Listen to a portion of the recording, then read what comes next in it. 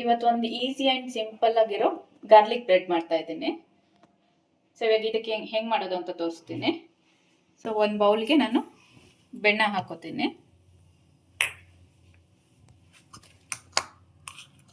ಬೆಣ್ಣೆನ ನೀಟಾಗಿ ಸ್ಮ್ಯಾಶ್ ಮಾಡ್ಕೊಳ್ಳಿ.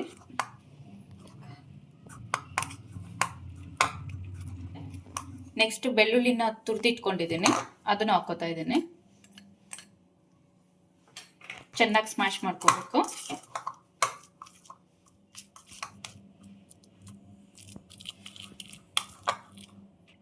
ಇವಾಗ ಆರಿಗೆನೋ ಪೌಡರ್ ಹಾಕೋತಾ ಇದ್ದೀನಿ, ಚಿಲ್ಲಿ ಫ್ಲೇಕ್ಸ್ ಹಾಕೋತೀನಿ, ಸ್ವಲ್ಪ ಕೊತ್ತಂಬರಿ ಸೊಪ್ಪು ಹಾಕೋತೀನಿ. ಈಗ ಸ್ವಲ್ಪ ಉಪ್ಪು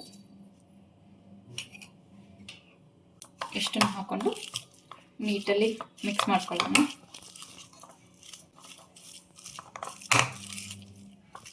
ಸೊ ಇವಾಗ ಮಿಕ್ಸ್ ಮಾಡಿ ಇಟ್ಕೊಂಡಿರೋದು ಇದನ್ನು ಹಾಕಿ ಫುಲ್ಲನ್ನು ಸ್ಪ್ರೆಡ್ ಮಾಡ್ಕೊಳ್ಳೋಣ.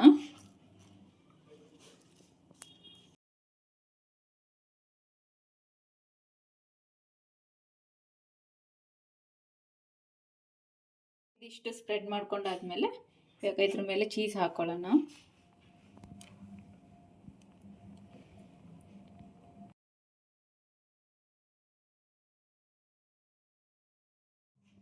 ಚೀಸ್ ನೋಡಿಕೊಂಡು ನಿಮ್ಗೆ ಎಷ್ಟು ಬೇಕೋ ಅಷ್ಟು ಹಾಕೊಳ್ಳಿ.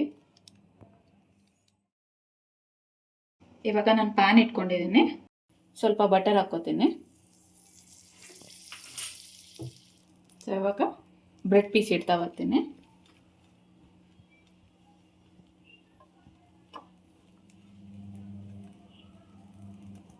ಎರಡನ್ನು ಇಟ್ಟು ಲೋ ಫ್ಲೇಮಲ್ಲಿ ಸ್ವಲ್ಪ ಹೊತ್ತು ಮುಚ್ಚಿಡೋಣ.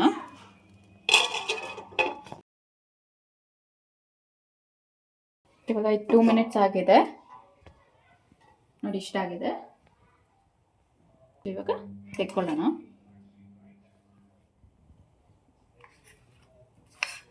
ಯಾವ ಶೇಪ್ ಬೇಕೋ ಆ ಶೇಪ್ ಕಟ್ಕೊಂಡ್ರೆ